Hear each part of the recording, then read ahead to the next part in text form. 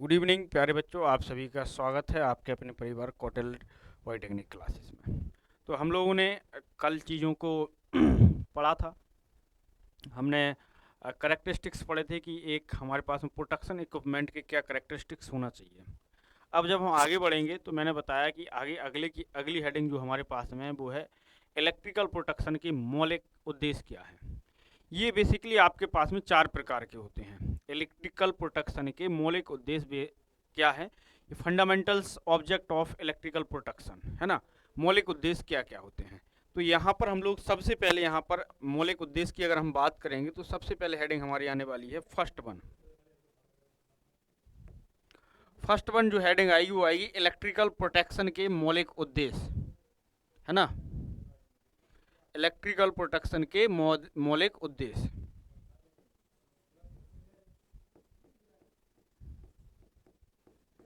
Electrical protection के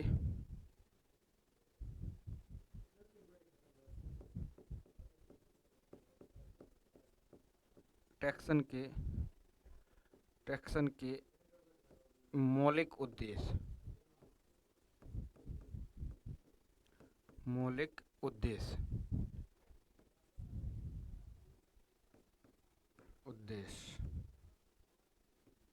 मौलिक उद्देश्य क्या होने वाले हैं। मौलिक उद्देश्य ये देखना है हमको, क्या है हमारे मौलिक उद्देश्य, क्या है हमारे मौलिक उद्देश्य।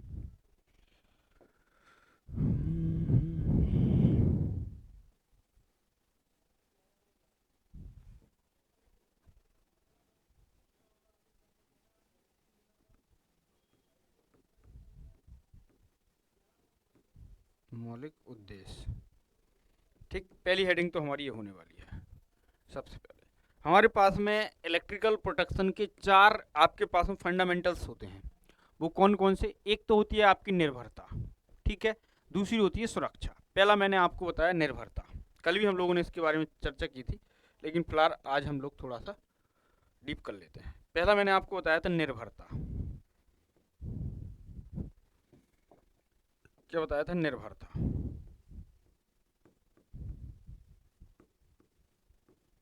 निर्भरता, ठीक। पहला आपके पास में होना चाहिए आपके पास में ये निर्भरता। अब निर्भरता बराबर हम लोग लिखते हैं परसेंटेज डिपेंडेबिलिटी, या फिर निर्भरता निकलती है करंट टेपिंग की संख्या, ठीक। पहला होना चाहिए हमारे पास में निर्भरता। अब निर्भरता बराबर क्या लिखते हैं, कई बार फॉर्मूला आ जाता है, तो आप इसको निर्भरता बराबर लिखिएगा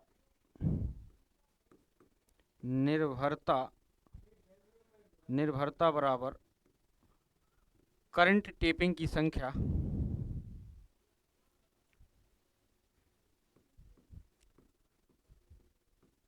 करंट टेपिंग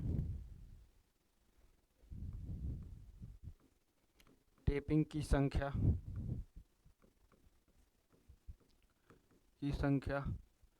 वटे वांछनीय करंट, क्या वांछनीय करंट, क्या बटे वांछनीय करंट। आपके पास में करंट टेपिंग की संख्या बटे वांछनीय करंट, करंट टेपिंग की संख्या बटे वांछनीय ट्रिपिंग की संख्या। करंट ट्रिपिंग होगा, टेपिंग नहीं, करंट ट्रिपिंग। इसको ठीक करिए, करंट कितनी बार ट्रिप हुई, करंट ट्रिपिंग की संख्या।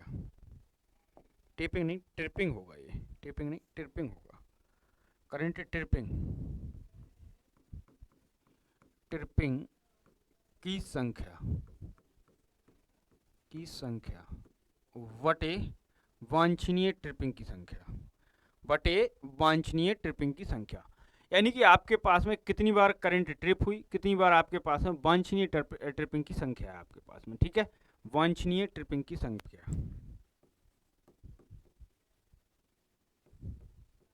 वांछनीय ट्रिपिंग की संख्या इंटू 100, ऐसे निकल आएगी आपकी डिपेंडेबिलिटी। यानी कि आपकी यहाँ से आ सकती है क्या बेटा, यहाँ पर आपको ये देखने को मिलेगा क्या, ये मिल जाएगी आपके पास में क्या,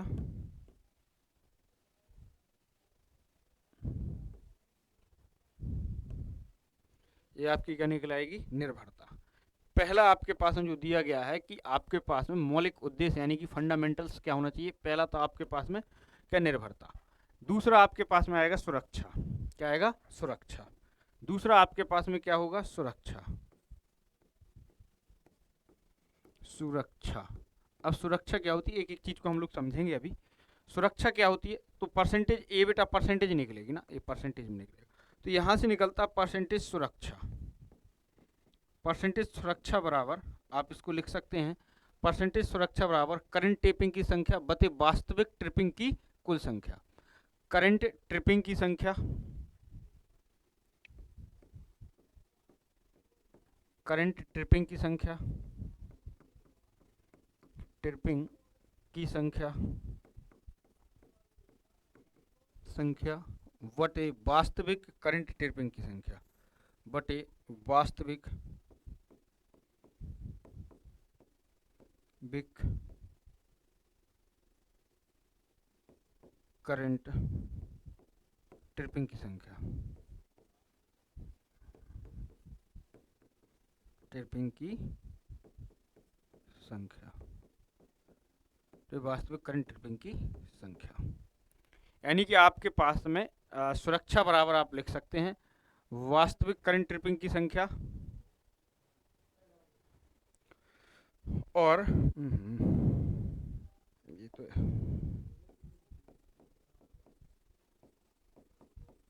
वास्तविक इंटू 100, तो ये आपके पास में क्या आ जाएगी, सुरक्षा आ जाएगी। क्या आ जाएगी आपके पास में,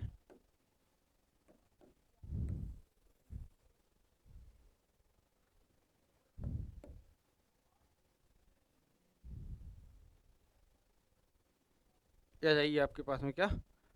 दूसरा हमारा फंडामेंटल राइट, यानी कि फंडामेंटल प्रोटेक्शन का दूसरा फंडामेंटल क्या होगा आपके पास में, कि आपके पास में सुरक्षा होनी चाहिए। नेक्स्ट क्या होगा अगला, अगले की अगर हम बात करें तो अगला आपके पास में क्या आएगा, अगला आपके पास में पहला होगा निर्भरता, दूसरा हो गया आपके पास में डिपेंडेबिलिटी, नेक्स्ट आपके पास में क्या हो जाएगा, अगला आपके पास में अगला हम देखेंगे सिलेक्टिविटी होना चाहिए। क्या होना चाहिए, सिलेक्टिविटी होना चाहिए और विश्वसनीयता होना चाहिए, बी। आपके पास में ये क्या होता है, ए बी सी, सी आपके पास में क्या होना चाहिए, सिलेक्टिविटी, सिलेक्टिविटी, सिलेक्टिविटी,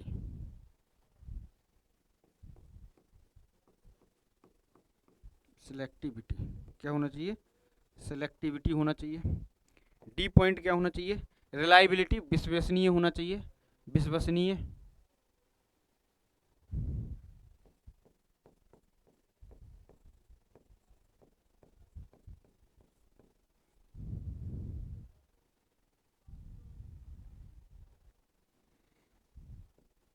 विश्वसनीय होना चाहिए। ये आपके पास में प्रोटेक्शन इक्विपमेंट के क्या होते हैं, फंडामेंटल, फंडामेंटल आपके पास में होते हैं। ठीक है, अब हम आगे चलेंगे। अब हम लोग यहाँ से क्या करते हैं, हमने करेक्टर पढ़ लिया, हमने यहाँ से आपके पास में फंडामेंटल्स पढ़ लिए, क्या क्या होना चाहिए। अब यहाँ पर हम अगर बात करते हैं तो सबसे पहले हमारे पास में आना चाहिए यहाँ पर क्या, अगर हम यहाँ बात करें तो आपके पास में सबसे पहले यहाँ आना चाहिए फ्यूज क्या होता है और फ्यूज का डायग्राम, है ना, फ्यूज और फ्यूज का डायग्राम। तो सबसे पहले हम लोग हेडिंग डालेंगे फ्यूज। अब हम लोग यहाँ से पढ़ना स्टार्ट करते हैं फ्यूज क्या होता है, क्या फ्यूज। अब यहाँ से आपके इक्विपमेंट स्टार्ट हो जाते हैं। अगर हम बात करें पहला फ्यूज, है ना,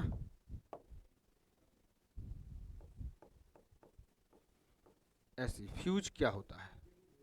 ठीक, तो हमने हल्की सी हिंट मैंने आपको दी थी फ्यूज क्या होता है। मैंने आपको बताया फ्यूज एक इलेक्ट्रिकल या फिर इलेक्ट्रॉनिक्स उपकरण है जो कि सर्किट के ओवर करंट और ओवरलोड जैसे विभिन्न, ओवरलोड जैसे विभिन्न इलेक्ट्रिकल फॉल्ट से बचाता है।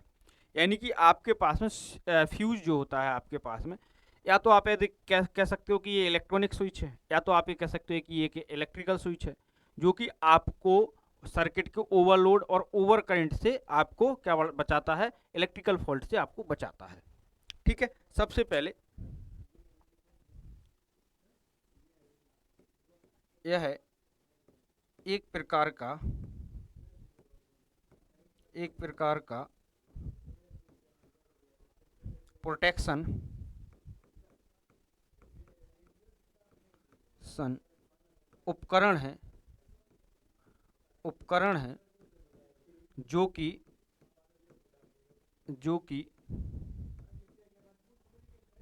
यह एक प्रकार का इलेक्ट्रिकल या फिर इलेक्ट्रॉनिक्स प्रकार का, जो कि एक इलेक्ट्रिकल या इलेक्ट्रॉनिक्स प्रकार का ना, जो कि फ्यूज एक प्रकार का इलेक्ट्रिकल प्रोटेक्शन उपकरण है ना, एक प्रकार का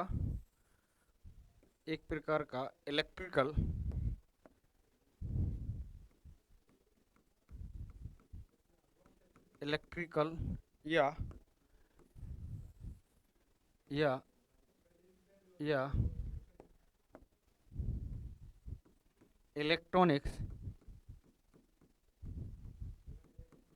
इलेक्ट्रॉनिक्स प्रोटेक्शन उपकरण है,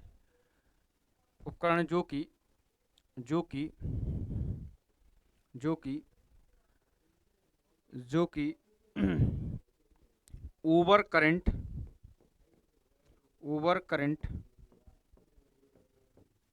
तथा ओवरलोड से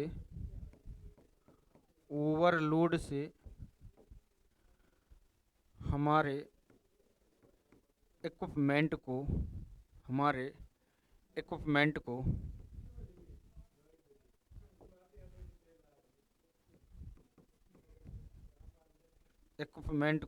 इलेक्ट्रिकल फॉल्ट से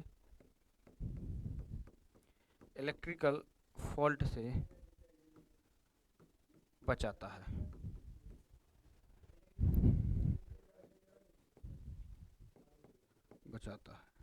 क्या करता है? बचाता है। आपके पास में या तो ये क्या करता है, इलेक्ट्रिकल आपके पास में जो कि सर्किट को ओवर करंट या फिर आपके पास में इलेक्ट्रिकल फॉल्ट से बचाता है।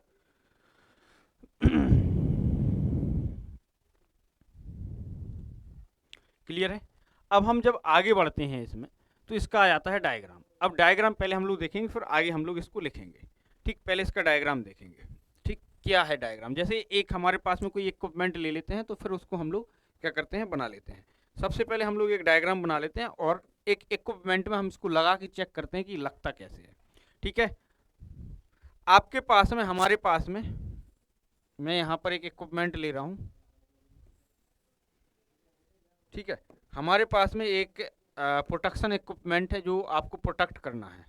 ठीक, ये हमारे पास में वो इक्विपमेंट है जिसको हमें क्या करना है, प्रोटेक्ट करना है। हमारे पास में क्या है, ये उपकरण है जिसको हमें क्या करना है, प्रोटेक्ट करना है। ठीक है, एक इक्विपमेंट है जिसको हमें क्या करना है, प्रोटेक्ट करना है। यहाँ से हम पावर सप्लाई देंगे, इसको क्या देंगे, यहाँ से हम लोग पावर सप्लाई देंगे। यहाँ से पावर सप्लाई कैसे देंगे, ट्रांसफार्मर के माध्यम से देंगे। तो हम यहाँ पर क्या कर लेते हैं, एक ट्रांसफार्मर लगा देते हैं ऐसे करके। ठीक है, यहाँ पर हम नर्म लोहे की छड़ें या फिर इसको कोर बोलते हैं। क्या बोलते हैं, कोर। यहाँ से हम क्या देंगे, सप्लाई देंगे। क्या है आपके पास में, यहाँ से हम क्या दे रहे हैं, सप्लाई देंगे। यहाँ पर आपके पास में क्या करेंगे, हम यहाँ पर आपके पास में यहाँ पर क्या करेंगे, एक फ्यूज को क्या करेंगे, कनेक्ट कर देंगे।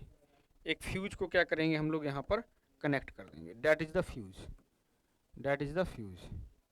आपके पास में जो यहाँ पर लगा हुआ है, यह है आपके पास में क्या, फ्यूज।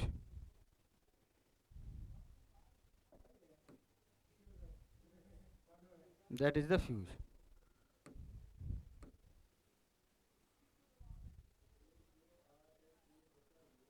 ठीक, ये है आपके पास में क्या, फ्यूज।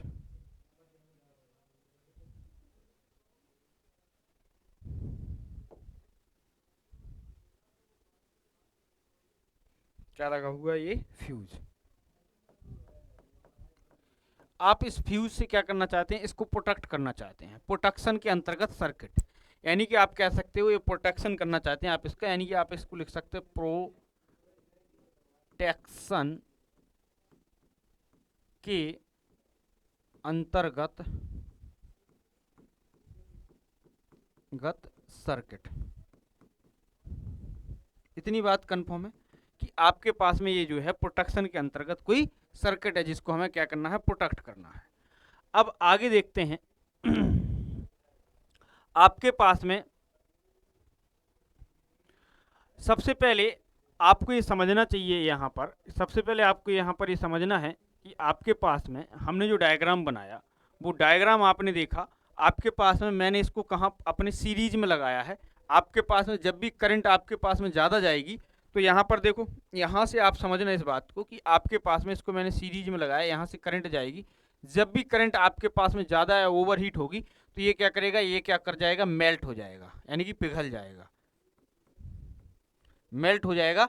तो आपके पास में यहाँ से आपकी करंट जाना बंद हो जाएगी, किसी भी प्रकार की कोई करंट फ्लो नहीं होगी, और आपका सर्किट कैसा हो जाएगा, आपके पास में जो जिसको प्रोटेक्ट करना, वो सर्किट हमारा क्या हो जाएगा, बच जाएगा, वो सर्किट क्या कर जाएगा, बच जाएगा। ये आपके पास में फ्यूज का बेसिकली काम है हमारे पास में, ठीक है। अब आगे बढ़ते हैं नेक्स्ट पॉइंट पर। अब हम लोग आगे बढ़ लेते हैं। अगर मैं आपसे कहूं कि हम लोग आगे बढ़ते हैं, और इसके पहले हम लोग क्या करते हैं, आगे बढ़ते हैं, इसको सबसे पहले यहाँ लिखो, इसे परिपथ के, यानी कि जो भी आपको बचाना है उसके कहाँ सीरीज क्रम में लगाया जाता है। इसे इसे परिपथ के श्रेणी क्रम में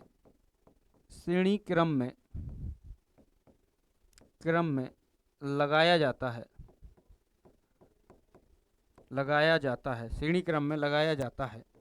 श्रेणी क्रम में लगाया जाता है, तथा जब परिपथ में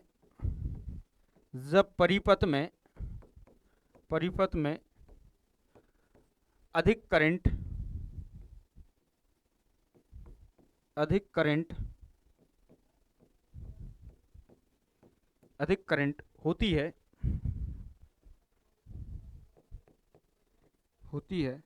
जब परिपथ में अधिक करंट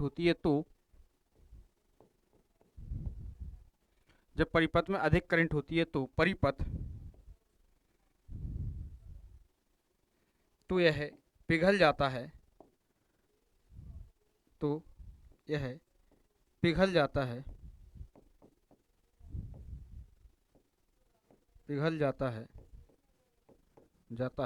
तथा परिपथ सुरक्षित रहता है। अगर हम यहाँ बात करें, ये पिघल जाता है, तो इसलिए परिपथ हमारा क्या एक प्रकार से सुरक्षित हो जाता है।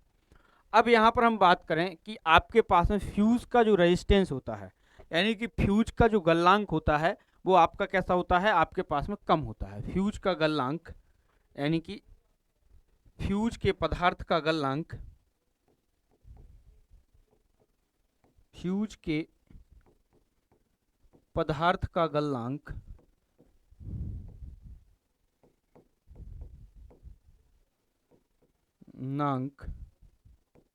यानी कि मेल्टिंग पॉइंट क्या होता है, गलनांक कम हो, सर्किट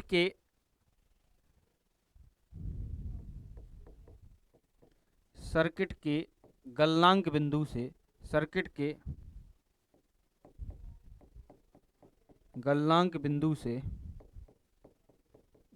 से कम होता है। अगर ज़्यादा होगा तो आपके पास में, अगर इसका गलनांक ज़्यादा होगा, तो जब तक तो ये मेल्ट ही हो जाएगा, इसमें फॉल्ट आ जाएगा, इसका कोई मतलब ही नहीं निकला। अब यहाँ पर आता है कि आपके पास में इसका रेजिस्टेंस ज़्यादा होता है या कम। तो आपके पास में ये एक बहुत पतले वायर का बना होता है, यानी कि आप जानते हैं पतले वायर का मतलब हो गया R बराबर रो L/A, जिसका एरिया ज़्यादा होगा तो इसका रेजिस्टेंस कम होगा। तो इसका रेजिस्टेंस कम होता है,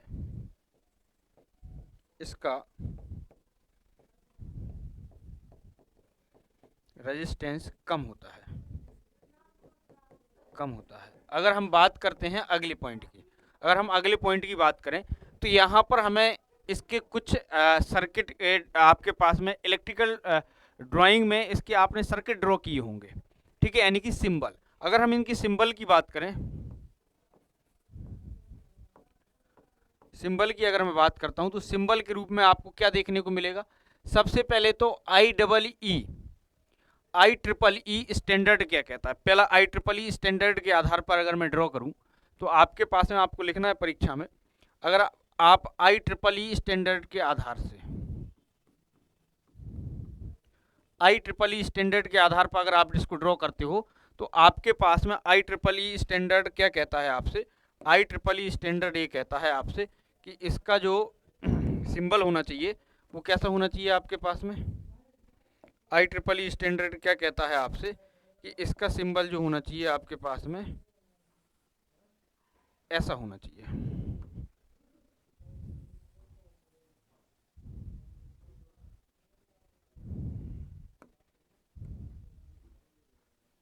ऐसा IEEE स्टैंडर्ड ही कहता है कि इसका सिंबल ऐसा होना चाहिए।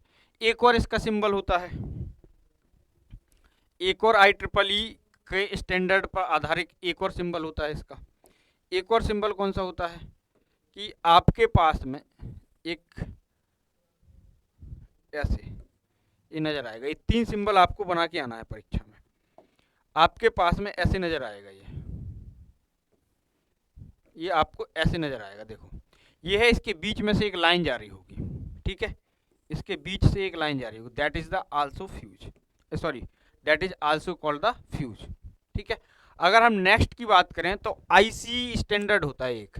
आईसी स्टैंडर्ड के आधार पर अगर आप देखेंगे तो आईसीई स्टैंडर्ड क्या कहता है, आईसीई स्टैंडर्ड क्या कहता है, तो आपके पास में आईसीई स्टैंडर्ड ये कहता है आपसे मेरे भाई कि आईसीई स्टैंडर्ड के आधार पर जो फ्यूज होता है वो आपके पास में क्या है,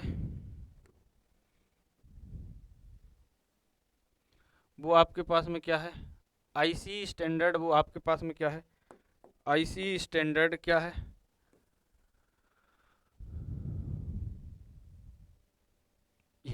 ये आईसीई स्टैंडर्ड है, ये आपके पास में आईसीई स्टैंडर्ड है।